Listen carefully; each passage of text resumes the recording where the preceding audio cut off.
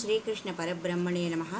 భగవద్గీత 12వ అధ్యాయం భక్తి యోగంలో మనము నిర్గుణ ఉపాసనల గురించి తెలుసుకుంటున్నాము. వాటిలో సంనియమ ఇంద్రియ గ్రామం సర్వత్రా సమబుద్ధయ తే ప్రాప్నువంతి మామేవ సర్వభూతహితేరతఃలో మనము ఇంద్రియాలను వశంలో ఉంచుకోవాలి అని చెప్పుకున్నాము. రెండవ పదమైన సమబుద్ధయ సర్వత్ర సమస్త ప్రాణుల పట్ల, జీవుల పట్ల, అందరి పట్ల మనము సమభావమును, సమబుద్ధిని కలిగి ఉండాలి అని శ్రీకృష్ణ భగవానుడు ప్రబోధించారు. అందులో ఉదాహరణగా కుచేలుని కథ తెలుసుకున్నాము. అతను సర్వకాల సర్వావస్థలను తన భక్తిని నిశ్చలంగా పెట్టుకున్నాడు అన్న విషయాన్ని తెలుసుకున్నాం.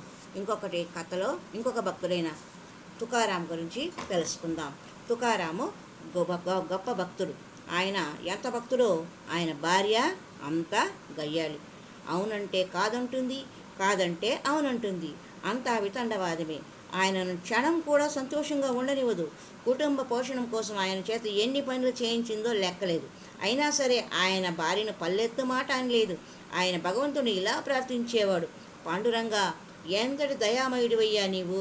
గయ్యాలి భార్యను నాకు అంటగట్టి ఈ సంసారంపై రోత పుట్టించావు.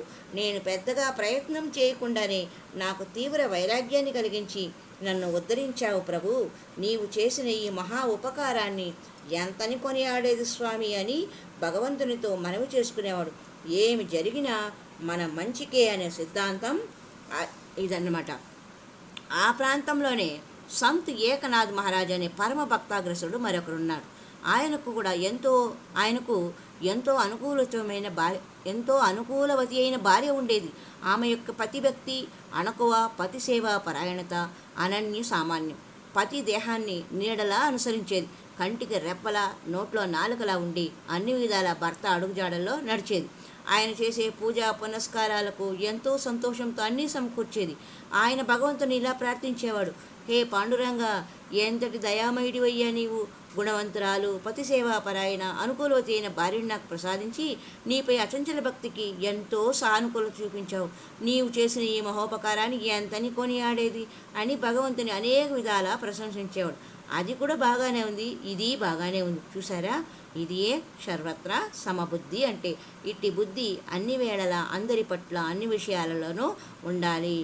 కానీ మన బుద్ధి అలా ఉంటుందా అని మనము ప్రశ్నించుకోవాలి కదా. ఈ సమబుద్ధికి సంబంధించి ఒక సరదాగా ఉండే ఒక సంఘటనను మరి ఒక సంచికలో తెలుసుకుందాం. హరి ఓం తత్సత్.